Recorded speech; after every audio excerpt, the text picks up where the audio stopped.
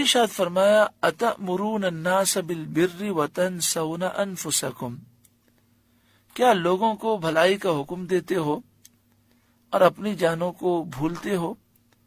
وانتم تتلون الکتاب، حالانکہ تم کتاب پڑھتے ہو، افلا تعقلون، تو کیا تمہیں عقل نہیں؟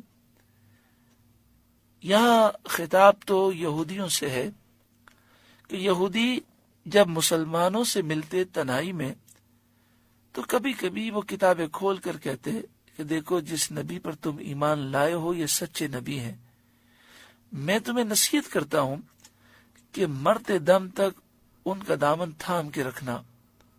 تو فرمایا تم لوگوں کو نیکی کا درس دے رہے ہو اور خود ایمان نہیں لاتے، خود اپنے آپ کو بھول جاتے ہو،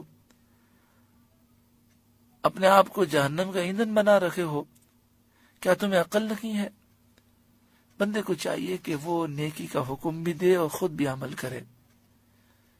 مسلم شریف کتاب الزہد باب عقوبت من یأمر بالمعروف ولا یفعلہ، حضرت اسامہ بن زید رضی اللہ تعالی عنہ بیان کرتے ہیں سمعت رسول اللہ صلی اللہ علیہ وآلہ وسلم یقول، میں نے رسول اللہ صلی اللہ علیہ وآلہ وسلم کو فرماتے ہوئے سنا، یؤتی بالرجل یوم القیامہ فیلقی فی النار، ایک شخص قیامت کے دن لایا جائے گا پھر اسے جہنم میں پھینک دیا جائے گا، فتندلق اقطاب بطنہ، اس کے پیٹ کی آنتیں باہر نکل پڑیں گی، فیدور بہا کما یدور الحمار فی الرحا، تو جس طرح گدھا چکی کے گرد گھومتا ہے اس طرح وہ اپنی آنتوں کے گرد گھوم رہا ہوگا، فیجتمع الیہ اہل النار، پھر جہنمی اس کے گرد جمع ہو جائیں گے، فیقولون یا فلان ما لک، پھر وہ کہیں گے اے فلاں تجھے کیا ہو گیا، تو یہاں جہنم میں کیسے آ گیا؟ الم تکن تأمر بالمعروف وتنہی عن المنکر، کیا تو نیکی کا حکم نہیں دیتا تھا اور برائی سے نہیں روکتا تھا؟ یعنی جہنمی کہیں گے تو وہی ہے جو اچھی باتوں کا حکم دیتا تھا، برائی سے روکتا تھا۔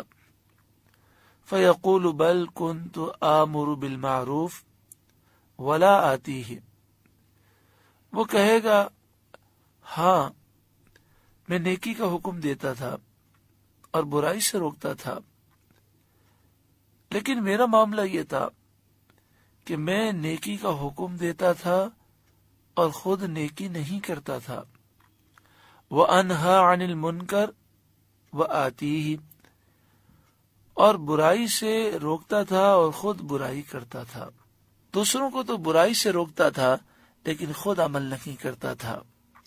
اس کی مثال ایسے ہے کہ جیسے ایک شخص خود سگریٹ پیتا ہے اور دوسرے کو سگریٹ سے روکتا ہے، تو اب مجھے بتائیے کہ دوسرا تو اس کی باتوں پر عمل کر کے سگریٹ سے روک گیا تو دنیاوی نقصان سے وہ بچ گیا، لیکن خود سگریٹ پینے والا تو اپنا نقصان کر رہا ہے۔ تو ہمیں چاہیے کہ ہم خود بھی برائی سے بچیں اور دوسروں کو بھی بچانے کی کوشش کریں۔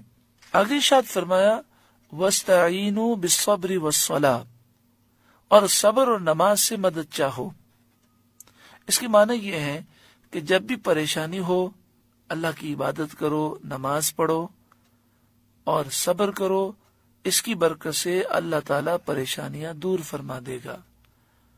پیارے آقا صلی اللہ علیہ وآلہ وسلم کے متعلق امام ابو داؤد نے یہ بات لکھی، ابو داؤد شریف حدیث نمبر 1319، رسول اللہ صلی اللہ علیہ وآلہ وسلم کو جب کوئی مشکل معاملہ پیش آتا تھا تو آپ نماز ادا فرماتے۔ جامع البیان حدیث نمبر 852، حضرت عبداللہ بن عباس رضی اللہ تعالی عنہما کو سفر کے دوران اپنے بھائی کے انتقال کی خبر ملی۔ آپ نے انا للہ و انا الیہ راجعون پڑھا اور ایک طرف اتر کر 2 رکعت نماز ادا فرمائی اور ان میں طویل سجدہ کیا، پھر یہ کہتے ہوئے اپنی سواری کی طرف بڑھ گئے وَاسْتَعِینُوا بِالصَّبْرِ وَالصَّلَاةِ، صبر و نماز سے مدد حاصل کرو۔ یعنی آپ نے یہ آیت کریمہ پڑھ کر درس یہ دیا کہ میں نے اس آیت کریمہ پر عمل کیا۔ کیسی بھی پریشانی ہو 2 رکعت نفل حاجت کی نیت سے پڑھیں۔ پہلی رکعت میں سورہ کافرون سورہ فاتحہ کے بعد پڑھیں اور دوسری رکعت میں سورہ فاتحہ کے بعد سورہ اخلاص پڑھیں۔ سلام پھیرنے کے بعد اول آخر 11 مرتبہ درود پاک پڑھیں اور حسبنا اللہ و نعم الوکیل 450 مرتبہ پڑھیں اور دعا کریں، انشاءاللہ ہر پریشانی دور ہو جائے گی۔ آگے ارشاد فرمایا وَإِنَّهَا لَكَبِيرَةٌ إِلَّا عَلَى الْخَاشِعِينَ، اور بے شک نماز ضرور بھاری ہے مگر ان پر بھاری نہیں جو دل سے میری طرف جھکتے ہیں۔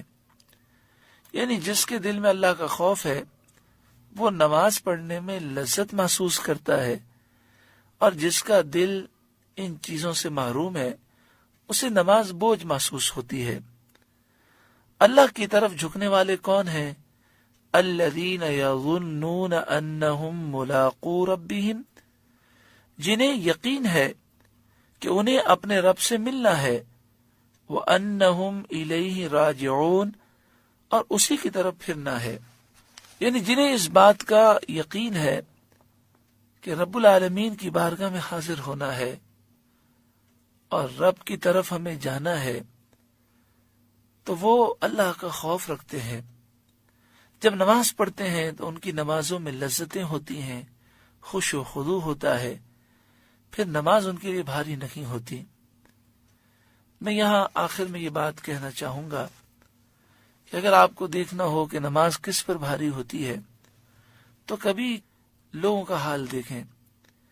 اندر نماز ہو رہی ہے اور یہ باہر کھڑے ہوتے ہیں، پھر نماز کے بعد آ کر نکاح کی محفل میں شریک ہوتے ہیں لیکن عصر کی نماز جماعت سے نہیں پڑھتے۔ کیوں؟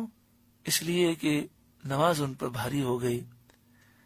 جو شخص اللہ کے دربار میں حاضری سے محروم ہے اسے سوچنا چاہیے کہ میں کتنا بد نصیب ہوں کہ اللہ کے حضور جھکنے سے محروم ہوں۔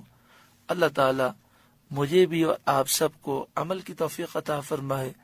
یہ 5واں رکوع سورہ بقرہ کا مکمل ہوا۔